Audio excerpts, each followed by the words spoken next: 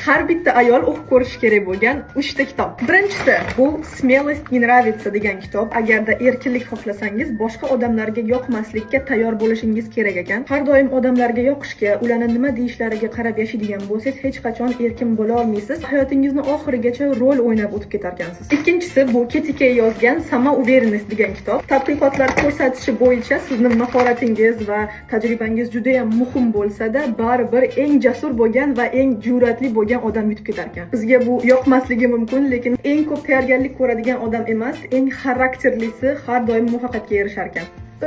Uchinchi kitob bu sevgi va munosabatlar haqida.